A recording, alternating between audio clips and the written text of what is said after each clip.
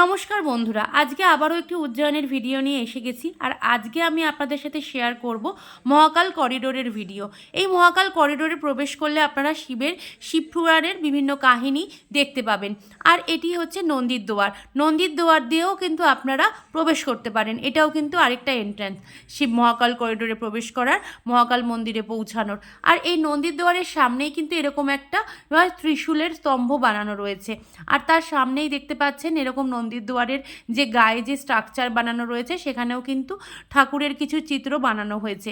আর উপরেই কিন্তু দুটো দুটো করে 4টে নন্দী বসানো। এই নন্দীর দুয়ারের উচ্চতা কিন্তু 26 ফুট। এখান দিয়ে কিন্তু আপনারা সরাসরি মহাকাল করিডোরে প্রবেশ করতে পারেন। এটিও কিন্তু আরেকটি গেট। এবারে চলুন নন্দীর দুয়ারের একদম সামনে কি কি রয়েছে আপনাদেরকে দেখাই। এই নন্দীর দুয়ারের সামনে এই সিঁড়ি দিয়ে উঠে গেলে আপনি একটি শিব ঠাকুরের লোটাস লেক দেখতে পাবেন। আগে এখানে লাইটিং দেয়া থাকতো, এখন কিন্তু এটি বন্ধ রয়েছে। এরপরেই আমরা আরেকটু করিডোর বরাবর হেঁটে আসলাম। এখানে আমরা দেখতে পাচ্ছি, আর এখানে দেখতে পাচ্ছেন রাবণ কৈলাস পর্বতকে কাঁধে তোলার চেষ্টা করছে। আর কিন্তু পরে কিন্তু সে কাঁধে তুলতেও পারেনি, কারণ শিব ঠাকুর সেই কৈলাস পর্বতকে ঠিক নিজের জায়গায় আবার বসিয়ে দিয়েছেন। আর রাবণ কিন্তু চাপাও পড়ে গেছিলো।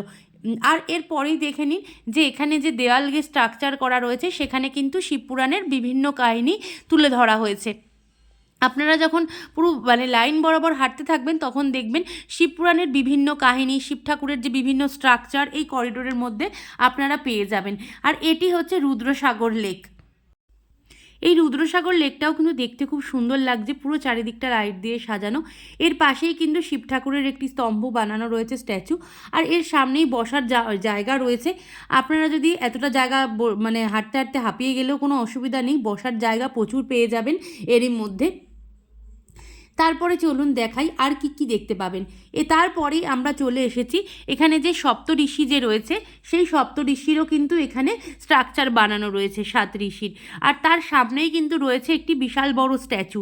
ওই স্ট্যাচুর মধ্যে কিন্তু পঞ্চমুখী শিব ঠাকুরেরও স্তম্ভ রয়েছে।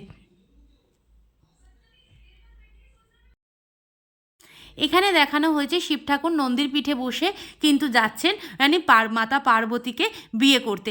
এখানে কিন্তু শিব ঠাকুরেরই ম্যারেজ কিন্তু দেখানো হয়েছে, সেই স্ট্রাকচারই কিন্তু বানানো রয়েছে। এবারে চলুন আপনাদেরকে আরও কিছু দেখাই, আর কি কি স্ট্রাকচার এখানে আসলে আপনারা দেখতে পাবেন। এই যে এখানে যেটা দেখালাম যে রাবণ মাথায় পর্বতকে তোলার চেষ্টা করছে, কৈলাস পর্বতকে, কিন্তু সে সেটা তুলতে সফল হননি।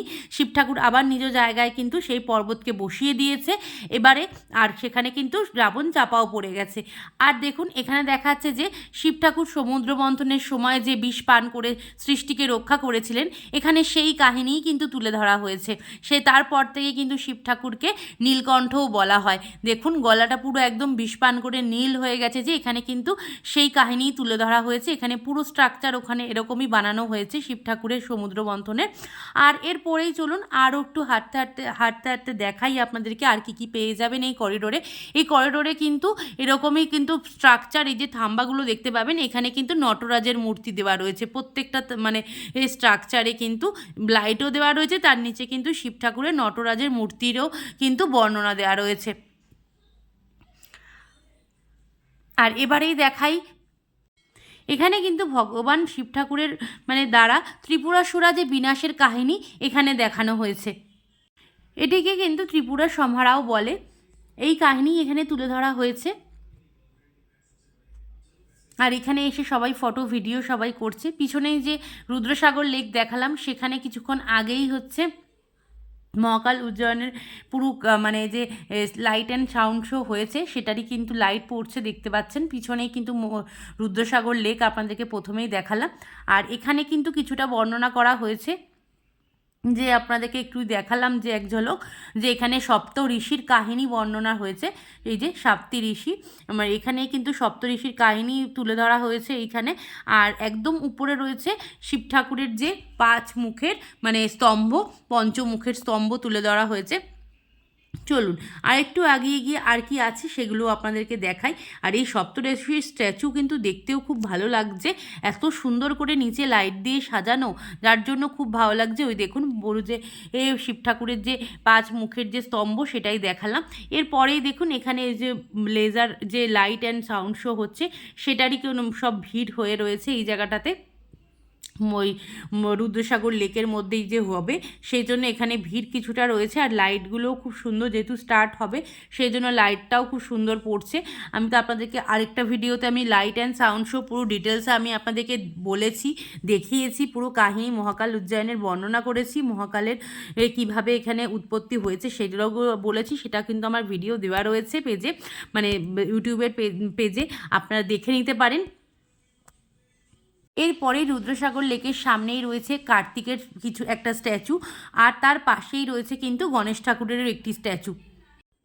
দেখুন গণেশ ঠাকুরের মূর্তিটিও এখানে খুব সুন্দরভাবে দেখানো রয়েছে। এরপরে আর কি কি দেখছি সেগুলোও জানা না। এই গণেশ ঠাকুরের পিছনেই যে দেখতে পাচ্ছেন জায়গায়, ওটা কিন্তু খাবারের স্টলের জায়গা। ঠিক যে রুদ্রসাগর লেকের অপোজিটে কিন্তু অনেক খাবারের স্টল আপনারা পেয়ে যাবেন রাতের ডিনারের জন্য। আর এই যে এইটাই হচ্ছে নবগ্রহের একটি মূর্তি রয়েছে, নবগ্রহের ঠিক মূর্তির পাশেই রয়েছে ভগবান পার্বতীর কোলে গণেশ, আর ডান দিকে দেখুন কার্তিক ঠাকুর। আর এটি রয়েছে হচ্ছে শ্রী কালভৈরবের মূর্তি। কালভৈরব তার বাহন কুকুরের পিঠে বসে রয়েছে, এখানে সেটাই দেখানো হয়েছে। আর এখানে দেখানো হয়েছে শিব ঠাকুরের মাথায় যখন চাঁদ দান করা হয়েছিল সেইটাই কিন্তু দেখানো হচ্ছে এই শিবপুরাণের মাধ্যমে। এখানেও কিন্তু সেই কাহিনী বর্ণনা করা রয়েছে। এই মূর্তিটিও দেখুন কি সুন্দর লাগছে দেখতে, যখন শিব ঠাকুরের মাথায় যখন মানে জটার মধ্যে যখন চাঁদকে যেমন যখন বিরাজমান হয়েছিল দেওয়া হয়েছিল, সেটাই সেই কাহিনী এখানে বর্ণনা হয়েছে শিবপুরাণের। এরপরেই কিন্তু আমরা পৌঁছে গেছি একদম মন্দিরের গেটের সামনে, মানে মহাকাল মন্দিরের সামনে দর্শন করতে, সেই ভিডিও শেয়ার করেছি। আর এখানে আছে সরস্বতী ঠাকুরের মূর্তি, আর পাশের ওয়ালেই রয়েছে বিভিন্ন ধরনের দেবদেবতাদের মানে মূর্তি দেখানো হয়েছে শিব ঠাকুরের। আর এখানে সরস্বতী ঠাকুরের নিচেই সামনেই কিছুটা গার্ডেনিং করা রয়েছে। আর পুরো এখন যাচ্ছি আমরা মহাকাল মন্দিরের দিকে, আর ওদিকে যেতেই কিন্তু এই সরস্বতী ঠাকুরের এই মূর্তিটাও এখানে দেখতে পেলাম। আর এখানে দেখতেই পাচ্ছ যে ওয়ালগুলো খুব সুন্দরভাবে এরকমই শিবপুরাণের বিভিন্ন কাহিনী এখানে তুলে ধরা হয়েছে। আর চারিদিকে এত লাইট, এত আলো, দেখতেও বেশ ভালো লাগছে। এখন যাচ্ছি হচ্ছে মন্দিরের দিকে।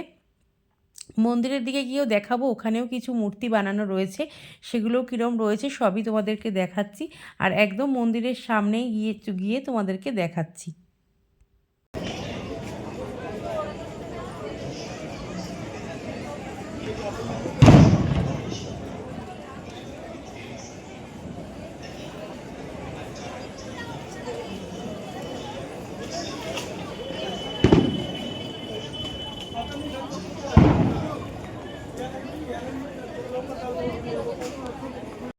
মন্দিরের সামনেও এই মূর্তিটা আমরা দেখতে পেলাম, আর এটাও বেশ ভালো লাগছে। ঠিক মহাকালেশ্বর মন্দিরের অপোজিটেই রয়েছে এই মূর্তিটা। আর এটাই হচ্ছে মেন গেট, মেন গেটের সামনে এসে পৌঁছে গেছি। এবার চলুন আপনাদেরকে দেখাই যে ভেতরে যে স্টলগুলো রয়েছে, স্টলে কী কী খাবার আপনারা পাবেন সেগুলোই আমি আপনাদের সাথে শেয়ার করি। দেখুন এখানে এসেই আমরা মাটির ভাঁড়ের চা নিয়ে নিয়েছি। একটি চা নিয়েছে 30 টাকা করে, দুটো চা 60 টাকা। এর সাথে সাথে কিন্তু এখানে রয়েছে আইসক্রিম, তোজো নিয়ে নিয়েছে মানে কুলফি আইসক্রিমও নিয়েছে 60 টাকা। আর এখানে কিন্তু পোহা, ম্যাগি সব কিছুই পাওয়া যায়। আজকে মহাকাল করিডোরের ভিডিও আমি এই পর্যন্তই রাখলাম। আশা করছি আজকের ভিডিওটা আপনাদের দেখতে ভালো লেগেছে। আর আপনাদের যদি ভালো লেগে থাকে তাহলে আমার চ্যানেলটা সাবস্ক্রাইব করে দেবেন আর আমার পাশে থাকবেন। আবার এরপরে আমি নেক্সট ভিডিওতে শেয়ার করব মন্দিরে যে আমরা পুজো দিতে গেছি সেই ভিডিও। আশা করছি সবাই ভালো থাকবেন, সুস্থ থাকবেন।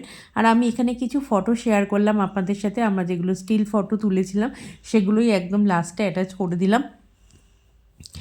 আর যদি কিছু জানার থাকে অবশ্যই মেসেজ করবেন, আমি রিপ্লাই দেবো।